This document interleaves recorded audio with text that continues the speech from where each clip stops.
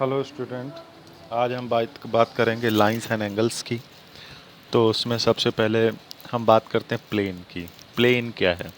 A plane is a flat surface that extend infinitely in all direction. It has length and breadth but no thickness.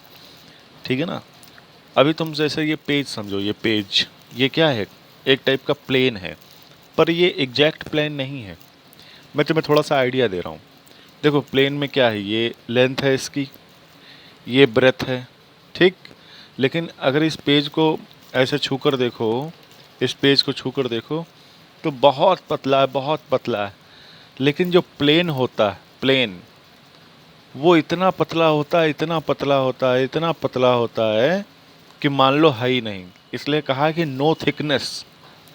मगर real में अगर देखा जाए, real में, तो तुम्हें दुनिया में ऐसी कोई भी चीज़ नज़र नहीं आएगी जिसकी थिकनेस ना हो, ठीक। हाँ, एक समय के लिए तुम आंख उठाओ और जब आसमान साफ हो पूरा, तो उसको तुम प्लेन बोल सकते हो, क्योंकि जिधर भी तुम्हारी आंखें जाएंगी उधर क्या है, लंबाई लंबाई, चौड़ाई चौड़ाई। लेकिन जो आसमान है उसकी कोई मोटाई थोड़ी ना होती है। इसी तरह समुद्र में, जब समुद्र के बीचों बीच में, ठीक, पानी की लहरें ना मार रहा, बिल्कुल शांत हो, तो जहाँ तक तुम्हारी नज़रें जाएंगी वो देखा जाए सब प्लेन है, ठीक। वैसे छोटा सा आइडिया लेने के लिए तुम यही कागज़ वाला प्लेन ही समझ लो कि यही प्लेन है। पॉइंट क्या होता है बेटा? किसी प्लेन पे ऐसा कोई बिंदु जिसकी ना लेंथ हो, ना ब्रेथ हो, और ना ही थिकनेस हो, ठीक। और ऐसा पॉइंट बनाना भी कॉपी पे असंभव है, इम्पॉसिबल है। क्योंकि बेटा हमने पेन से ये पॉइंट बनाया है। अगर तुम इसको नापने बैठो तो बेटा ये मिली सेंटीमीटर, है ना, मिलीमीटर, माइक्रोमीटर, तुम नाप लोगे कि कितना लंबा। मगर जो पॉइंट होता है ना, उसको तुम नाप ही नहीं सकते। इतना छोटा, इतना छोटा, इतना छोटा कि तुम कहोगे कि इसकी लेंथ है ही नहीं। जब लेंथ नहीं है तो ब्रेथ नहीं है, तो फिर वो मोटाई भी नहीं है, ठीक। तो पॉइंट की एग्जैक्ट डेफिनेशन ये होती है कि that point who has no length, no breadth, no thickness, that is called point. Line क्या होता है बेटा? देखा जाए तो इन्हीं सारे पॉइंटों से होकर के जाने वाली आ, एक लाइन को, इन्हीं सारे पॉइंट से होकर के जाने वाले वे को, रास्ते को हम लाइन कहते हैं। लेकिन तुम छोटे हो, तुम्हें इतना डिटेल में हमें नहीं समझाना है, क्योंकि फिर बाकी तुम्हें दिक्कत होगी। तुम ऐसा समझ लो कि जो बेटा लाइन होती है ना, लाइन, उसका कोई एंड पॉइंट नहीं होता। मतलब जैसे तुम रोड पे खड़े हो यहाँ पे बीचों बीच में, तो इधर भी देखोगे, इधर भी बहुत दूर तक रास्ता नज़र आ रहा है, इधर भी देखो तो इधर भी रोड चलती चली जा रही। भाई रोड के बीचों बीच में खड़े हो, जीटी रोड के, तो देखोगे लेफ्ट साइड में भी वो रोड चलती चली जा रही है, राइट साइड में भी वो रोड चलती चली जा रही है। तो ये क्या है? लाइन है, ठीक। रे क्या होता है बेटा? रे, रे जिसमें एक एंड पॉइंट होता है। जैसे टॉर्च, टॉर्च की रोशनी अगर तुम आसमान में रात में सो रहे हो, आसमान में मारो तो दूर से पता चलता है कि रोशनी कहाँ से आ रही है, लेकिन रोशनी कहाँ तक जा रही है ये पता नहीं। और जो रोशनी होती है वो एक लाइन का काम करती है बेटा, ठीक। आंखें बंद करो, ठीक है ना, तो तुम देखोगे बहुत सारी किरणें, छोटी छोटी छोटी छोटी। आंखें पूरी नहीं बंद करनी, बहुत हल्की सी बंद करनी। तो देखो बहुत लाइट की तरफ देखो, बल्ब की तरफ, तो तुम देखोगे बहुत सारी रेज जो हैं तुम्हारी आंखों की तरफ आ रही हैं। उन रेज की लेंथ नापा नहीं जा सकता, ना ही ब्रेथ उनकी नापी जा सकती, ना ही थिकनेस नापी जा सकती है। लेंथ तो फिर भी नाप लोगे, कहोगे सर हम यहाँ पे बैठे हैं, बल्ब वहाँ पे लगा है, तो वहाँ से यहाँ तक इतनी दूरी। लेकिन एग्जैक्ट रे की लेंथ नापी नहीं जा सकती, ठीक है ना। तो सिंपल वे में समझो कि रे क्या है? जिसमें वन एंड पॉइंट हो, लाइन जिसमें नो एंड पॉइंट हो, इधर भी चला जा रहा है, इधर भी चला जा रहा है, ठीक है ना, पता ही नहीं चल रहा। रे में क्या है? वन एंड पॉइंट है। अब लाइन सेगमेंट क्या होता है? बेटा हम लोग जितनी भी चीज़ें कॉपी पे लाइन ड्रॉ करते हैं, हम कहते हैं बच्चों के बेटा कि लाइन ड्रॉ करो कॉपी पे, बट ये सही नहीं है। क्यों सही नहीं? क्योंकि कॉपी पे बेटा लेंथ वो रे या लाइन बनाई ही नहीं जा सकती, क्योंकि लाइन इनफाइनाइट लेंथ होती है रे या लाइन की। तो हम उसका छोटा सा पार्ट, जैसे रे है इसका यहाँ से यहाँ तक काट लिया, लाइन है इसका यहाँ से यहाँ तक बीच में पार्ट काट लिया, उसको कहते हैं लाइन सेगमेंट। और इसको नाम देते हैं ए बी। तो ए बी के ऊपर अगर हम सिंपल लाइन खींचे तो इसका मतलब है लाइन सेगमेंट। रे क्या है? ए बी लिखा और उसके साइड में एक साइड में एरो लगा दिया, इसका मतलब ये रे इस साइड में जा रही है। लाइन में क्या है? ए बी लिखा और दोनों साइड में उसके ऊपर एरो लगा दिया, इसका मतलब ए के साइड भी लाइन चलती चली जा रही है और बी के साइड भी लाइन चलती चली जा रही है। कहाँ तक जाएगी पता नहीं। तो रे लाइन को ऐसे रिप्रेजेंट करते हैं, रे को ऐसे रिप्रेजेंट करते हैं, लाइन सेगमेंट को ऐसे रिप्रेजेंट करते हैं। हमने लिख भी दिया पार्ट ऑफ रे लाइन और रे। अब बेटा होता है कोलिनियर पॉइंट। कोलिनियर पॉइंट क्या होता है? एक ही लाइन में कोई 3 पॉइंट्स हों, ठीक, एक ही लाइन में कोई 3 पॉइंट्स हों, मतलब एक ऐसी लाइन खींचो जो तीनों पॉइंट से होकर के जाए, उसको कहते हैं कोलिनियर पॉइंट। वो पॉइंट क्या कहलाते हैं? Collinear point. जैसे बच्चों की क्लास में जब हम लोग प्ले ग्राउंड में बाहर प्रेयर होती है तब हम लोग बच्चों की लाइन बनवाते हैं, सीधी लाइन। तो दूर से देखो तो एक ही लाइन में सारे बच्चे नज़र आते हैं, वो सारे बच्चे क्या होते हैं? कोलिनियर पॉइंट होते हैं। अब एक बच्चा मान लो यहाँ से कूद के यहाँ खड़ा हो जाए तो वो नॉन कोलिनियर पॉइंट माना जाएगा, ठीक। जैसे ये है पी था, क्यू था, आर यहाँ पे खड़ा है, तो इनसे होकर के एक लाइन नहीं खींची जा सकती जो तीनों से होकर जाए। तो मैं अगर लाइन बनानी तो पहले यहाँ बनाओगे, फिर यहाँ, ठीक। लेकिन लाइन हमेशा सीधी लाइन होती है। तो ये तीनों पॉइंट जो एक ही लाइन में, एक ही सीध में नहीं पड़ते, उनको कहते हैं नॉन कोलिनियर पॉइंट। क्या कहते हैं? नॉन कोलिनियर पॉइंट, ठीक है बेटा। उसके बाद में आ जाते हैं पैरेलल लाइन। अच्छा, एक बात लाइन के बारे में और ध्यान दो कि लाइन हमेशा सीधी रे में चलती है, ठीक। कभी कभी कर्व भी हो जाती है, जैसे मान लीजिए घुमा के ऐसे करके कर्व लाइन, उसको कर्व लाइन, लेकिन ज़्यादातर लाइनें सीधी ही होती हैं 99.99%। अब कौन सी दो लाइनें पैरेलल लाइन मानी जाएंगी? जैसे ये लाइन है, ठीक,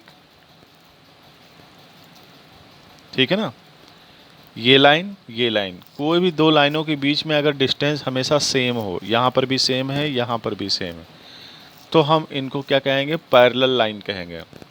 पैरेलल लाइन, एक एग्जांपल के लिए जैसे हमारे पास ये फुटर है, तो इसका ये वाला किनारा और ये वाला किनारा, ठीक, आपस में ये किनारा आपस में क्या है? पैरेलल है, क्योंकि इनके बीच की डिस्टेंस यहाँ पर सबकी सेम है।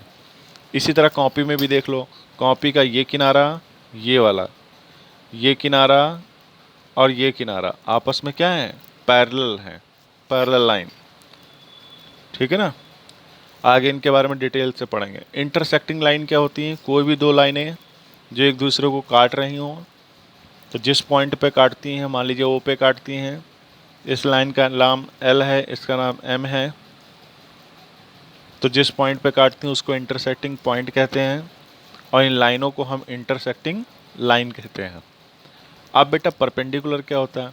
एक लाइन पे कोई दूसरी लाइन खड़ी हो, ठीक, और उनके बीच में यहाँ पे 90 डिग्री का एंगल बन रहा हो, तो उसको हम कहते हैं कि ये लाइन क्या है? परपेंडिकुलर लाइन है, ठीक। इस लाइन ने इस लाइन के साथ में 90 डिग्री का एंगल बनाया हुआ, सिमिलरली इस लाइन ने इस लाइन के साथ भी परपेंडिकुलर 90 डिग्री का एंगल बनाया हुआ, तो इसलिए हम इनको क्या कहेंगे? परपेंडिकुलर लाइन कहेंगे, ठीक है ना। ठीक है बेटा। अब उसके बाद में देखो कॉन्ग्रुएंट लाइन क्या होती है? कॉन्ग्रुएंट लाइन क्या होती है? बहुत सारी लाइनें अगर एक ही पॉइंट से होकर के जाएं तो उनको हम कहते हैं congruent lines. Non congruent line क्या होती हैं? कई लाइनें ठीक एक दूसरे को काट रही हैं लेकिन किसी एक पॉइंट से नहीं, सभी अलग अलग पॉइंट से होकर के जा रही है। ये लाइन यहाँ से जा रही, ये लाइन यहाँ से जा रही, ये लाइन यहाँ से जा रही, तो इनको हम कहेंगे नॉन कॉन्करेंट लाइन। ठीक। एंगल क्या होता है? किन्हीं दो एंगल्स के बीच में बना हुआ कोई दो लाइन्स हैं, इनके बीच का हिस्सा ये वाला, ठीक, इस लाइन और इस लाइन के बीच का हिस्सा ये वाला, ये कहलाता है एंगल। और इसका जो कोना है, किनारा, उसको कहते हैं वर्टेक्स, और इसको कहते हैं आर्म। ये आर्म है किसकी? एंगल्स की। अब हम बात करते हैं इंटीरियर एक्सटीरियर की। जैसे ये एंगल है बेटा, इसके अंदर तुम यहाँ यहाँ यहाँ कहीं पर भी पढ़ोगे तो ये कहलाएगा इंटीरियर पार्ट, और एंगल के बाहर जाओगे तो उसको कहेंगे एक्सटीरियर पार्ट। तो जैसे कोई एंगल होता है तो यहाँ से लाइन यहाँ तक है मान लीजिए, तो इसको कहेंगे रीजन।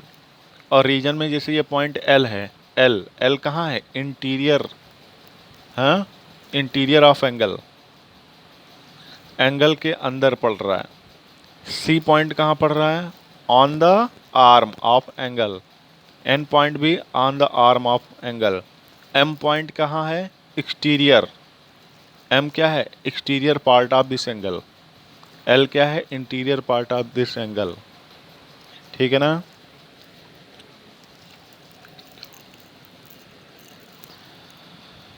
उसके बाद में बात करते हैं बेटा कंप्लीट एंगल क्या होता है।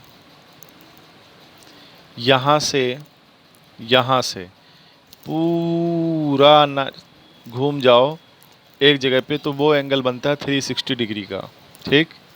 उसके बाद में एक बात आती है इक्वल एंगल क्या होते हैं। जैसे तुम्हें दिख रहा होगा कि ये एंगल ये भी 45 का है, ये भी 45 का है। ठीक। लेकिन तुम कहोगे सर ये छोटा बना इसलिए ये छोटा, ये देखो बड़ा बना इसलिए ये बड़ा। नहीं बेटा, एंगल में हम लोग सिर्फ और सिर्फ उसकी वैल्यू देखते हैं। ये 45 डिग्री ये है, 45 डिग्री ये, इसलिए ये क्या है? आपस में इक्वल एंगल है। इस लाइन से मतलब नहीं आर्म चाहे जितनी बड़ी हो और चाहे जितनी छोटी हो, ये एंगल दोनों क्या माने जाएंगे? इक्वल एंगल माने जाएंगे। ठीक है ना? एक्यूट एंगल क्या होते हैं बेटा? वो एंगल जो 90 डिग्री से कम हो, जैसे 50 है, 35 है, 55 है, 65 है, यहाँ तक कि 89 भी है, वो भी एक्यूट एंगल माना जाएगा। ऑब्ट्यूस एंगल क्या है? जिसकी वैल्यू 90 से बड़ी हो लेकिन 180 से छोटी हो। जैसे ये 100 है, 120 है, हमने ऐसे रफली बनाया हुआ है, नापने मत बैठ जाना। ठीक है ना? तो ये क्या है? ये ऑब्ट्यूस एंगल है। स्ट्रेट एंगल क्या होता है? स्ट्रेट एंगल मतलब एक सीधी लाइन 180 डिग्री होता है।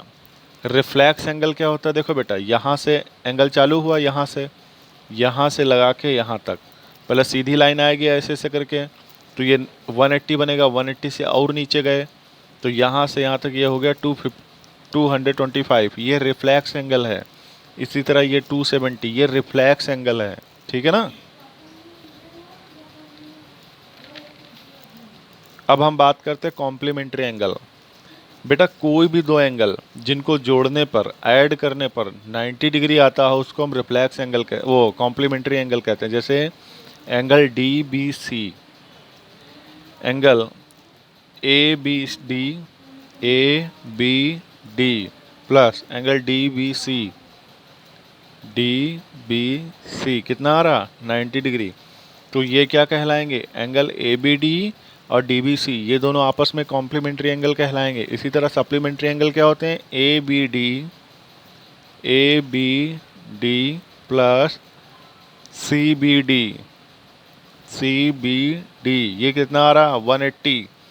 तो sum of two angle if 180 degree, then those angle known as that's angle known as supplementary angle। यानी दो एंगल जिनका सम 90 डिग्री हो वो कॉम्प्लीमेंट्री कहलाते हैं, दो एंगल जिनका सम 180 डिग्री हो वो आपस में सप्लीमेंट्री एंगल कहलाते हैं। ठीक है ना? एडजेसेंट एंगल क्या होता है बेटा? एडजेसेंट एंगल मतलब पड़ोसी एंगल। जैसे ये एंगल है और इसका पड़ोसी एंगल कौन है? ये। तो एडजेसेंट एंगल कौन से हो जाएंगे? A O B and B O C, ये क्या है? एडजेसेंट एंगल है। एडजेसेंट एंगल मतलब पड़ोसी एंगल। बात समझ में आ रही कि नहीं? पड़ोसी एंगल, ठीक है। उसके बाद में आते हैं लीनियर पेयर। क्या होता है बेटा? कोई भी दो एंगल, ये बिल्कुल सप्लीमेंट्री की तरह ही है। कोई भी दो एंगल जिनको ऐड करने पर एक्स और ये वाई, मान लीजिए ये एंगल एक्स है, ये एंगल वाई है, तो अगर हम angle x plus angle y को ऐड करेंगे तो ये आते हैं 180 डिग्री, ठीक। तो इसलिए एक्स वाई क्या कहलाएंगे? ये लीनियर पेयर कहलाएंगे, ठीक है ना। एक्स वाई क्या कहलाएंगे? Linear pair. उसके बाद में आ जाते हैं वर्टिकली अपोजिट एंगल। क्या होते हैं? कोई भी दो लाइनें आपस में एक दूसरे को इंटरसेक्ट कर रही हों, ठीक है ना। तो यहाँ पे देखो कैंची नुमा, ये ऐसे क्रॉस टाइप में कैंची की तरह, ठीक है ना। इस तरीके से समझो, कैंची की तरह। ये वाला पार्ट और ये वाला पार्ट, अंदर ये वाला पार्ट और ये वाला पार्ट, ठीक। तो ये बराबर होते हैं। क्यों? क्योंकि देखो कैंची जितना घुमाएंगे ऊपर वाला एंगल कम होगा, नीचे वाला भी कम होगा। और देखो और देखो और देखो, जैसे ये बढ़ाएंगे एंगल बढ़ते चले जाएंगे, ठीक। तो इनमें एक रिलेशन ये होता है कि जितना एंगल ये होगा उतना ही ये होगा, जितना ये होगा उतना ही ये होगा। यानी कि कहने का मतलब वर्टिकली अपोजिट एंगल हमेशा इक्वल होते हैं। ए हमेशा बी के बराबर होगा, सी हमेशा डी के बराबर होगा। इसलिए हमने यहाँ पे लिख भी दिया vertically opposite angle always are equal. ये सारी जानकारी ज़रूरत पड़ने पर काम आएंगी, ठीक है। अब यहाँ पे देखो बेटा, ट्रांसवर्सल एंगल क्या होते हैं? ट्रांसवर्सल एंगल मतलब कोई भी दो लाइनें हैं, उनको एक तीसरी लाइन काट दे रही, तो वो लाइन कहलाएगी ट्रांसवर्सल एंगल। अब अंदर देखो, सबसे पहले इंटीरियर एंगल देखो। इंटीरियर एंगल कौन से हैं? दो लाइनों के बीच में जो एंगल बने हुए हैं उनको इंटीरियर एंगल कहलाते हैं। जैसे 3 4 6 5, 3 4 6 5, ये अंदर बने हुए हैं ना, इसलिए इनको हम क्या कहेंगे? Interior angle. जो बाहर बाहर बने हैं जैसे 2 1 7 8, ये क्या कहलाएंगे? एक्सटीरियर एंगल कहलाएंगे। करस्पॉन्डिंग एंगल क्या होते हैं बेटा? एक अंदर वाला एक बाहर वाला, एक अंदर वाला एक बाहर वाला। जैसे 4 8 3 7 या 1 5 2 6, ये क्या कहलाएंगे? करस्पॉन्डिंग एंगल कहलाएंगे। क्या कहलाएंगे? करस्पॉन्डिंग एंगल, ठीक है। उसके बाद में आते हैं alternate interior angle. Alternate interior angle क्या होते हैं? जैसे यहाँ पे देखो 4 इधर और 6 इधर, 4 इस साइड में, इस ट्रांसवर्सल लाइन के 4 इस साइड में, 6 इस साइड में, 3 इस साइड में, 5 इस साइड में। तो ये क्या कहलाएंगे? Alternate interior angle. इसी तरह अल्टरनेट एक्सटीरियर एंगल क्या कहलाते हैं? ये 1 इधर 7 इधर, 2 इधर 8 इधर, ठीक। तो ये इन एंगलों के नाम है बेटा, जो हमने तुम्हें यहाँ पे सिखाए। अब यहाँ पे नोट करने वाली बात सबसे नीचे ये है कि बेटा अगर ये लाइनें आपस में ऐसे होती, मान लीजिए ऐसे, तब यहाँ पे बना होता 1 2 3 4 5 6 7 8, ठीक। तब तब क्या होता? तब देखो बेटा, अगर ये दोनों लाइनें एल एंड एम पैरेलल होती, अगर एल एंड एम क्या होती? पैरेलल होती, तो इंटीरियर एंगल की बात नहीं, जैसे ये एंगल, ठीक। इसको चाहे अलग बताना चाहिए, एक्सटीरियर एंगल, इन दोनों को छोड़ के बाकी करस्पॉन्डिंग एंगल, यहाँ पे 1 एंड 2 नहीं लिखते हैं। करस्पॉन्डिंग एंगल यहाँ पे लिखा था ना 1 एंड 2, वो नहीं। Corresponding angle, alternate interior angle, alternate exterior angle, ये हमेशा बराबर होते हैं। क्या होते हैं? बराबर होते हैं, ठीक है। जब ज़रूरत पड़ेगी तो हम बताएंगे। जैसे पीछे दिया होगा तो शायद अभी नहीं दिया,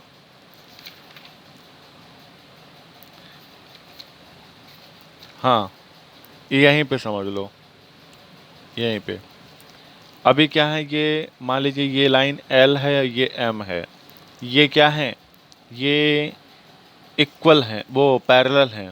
तो 4 बराबर होगा 6 के, 3 बराबर होगा 5 के, ठीक। 1 बराबर होगा 5 के, 2 बराबर होगा 6 के, इसी तरह 3 बराबर होगा 7 के, 4 बराबर होगा 8 के। अल्टरनेट इंटीरियर एंगल बराबर होते हैं, करस्पॉन्डिंग एंगल बराबर होते हैं, ठीक। और अल्टरनेट एक्सटीरियर एंगल भी बराबर होते हैं। कब? जब ये दोनों लाइनें पैरेलल हों तब, ठीक। अगर पैरेलल नहीं है तो कोई बात नहीं। बात समझ में आ रही? तो ये रहा बेटा बेसिक इंट्रोडक्शन, बेसिक इंट्रोडक्शन, ठीक।